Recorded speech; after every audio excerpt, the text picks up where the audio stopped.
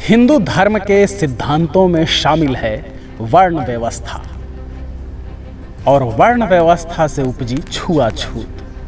छुआछूत और जाति भेद को मानने वाला इंसान वैचारिक रूप से कितना पतित और दोगला होता है, उसे लेकर ये कहानी आप देखने जा रहे हैं। इस कहानी को बाबा साहब ने अपनी प्रसिद्ध पुस्तक गांधी और कांग्रेस ने अछूतों के लिए क्या किया में शामिल किया है। साथ ही इस कहानी को बाबा साहब के सहयोगी और विधि मंत्रालय के अनुवादक सोहनलाल शास्त्री विद्यावाचस्पति ने भी अपनी किताब बाबा साहब के संपर्क में 25 वर्ष में शामिल किया है। इस कहानी को हिंदू कोड बिल और बाबा साहब नाम की छोटी पुस्तिका में भी शामिल किया गया है। आइए देखते हैं उस कहानी को, जिससे वर्ण व्यवस्था, जाति भेद और छुआछूत मानने वाले लोगों का वैचारिक दोगलापन और खोखलापन उजागर होता है। आप देख रहे हैं एनटी पाखंड।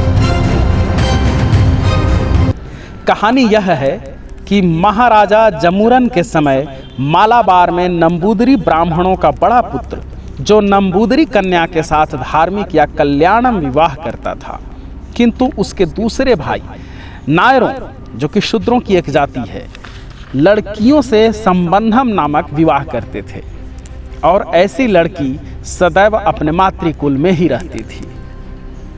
इस बात को समझना है कि नंबूदरी ब्राह्मणों का बड़ा लड़का अपनी ही जाति में शादी करता था, और उस शादी को कल्याणम कहा जाता था, और बाकी फिर जितने उसके छोटे भाई होते थे वे शूद्रों की एक जाति नायर में लड़कियों से शादी करता था, और इस शादी को कहा जाता था संबंधम। और ये लड़की कभी विदा नहीं होती थी, बल्कि अपने पिता के घर में ही रहती थी। आगे कहानी बताती है, नंबूदरी ब्राह्मण पति उसे अपने पितृकुल में नहीं ले जा सकता था, क्योंकि वह शूद्र कुल उत्पन्न थी। न ही वह ब्राह्मण पति उस लड़की के घर वालों के बर्तनों में खाना पीना कर सकता था। भला शूद्रों के हाथ या घर का भोजन या जल को एक उच्च कुल ब्राह्मण कैसे ग्रहण कर सकता था। हाँ, उस नायर लड़की से जिससे उसका संबंधम विवाह हुआ है, मैथुन या संभोग करने के लिए रात के अंधेरे में उसके घर में चोरों की भांति घुसता था, ताकि शेष लोगों को उसके इस प्रकार के मेलजोल का खुलकर पता न चल सके। मतलब शारीरिक संबंध बनाने में कोई छुआछूत नहीं है, लेकिन बर्तन में छुआछूत है। उसके यहाँ खाना नहीं खा सकता, उसका पानी नहीं पी सकता उसके बर्तनों में।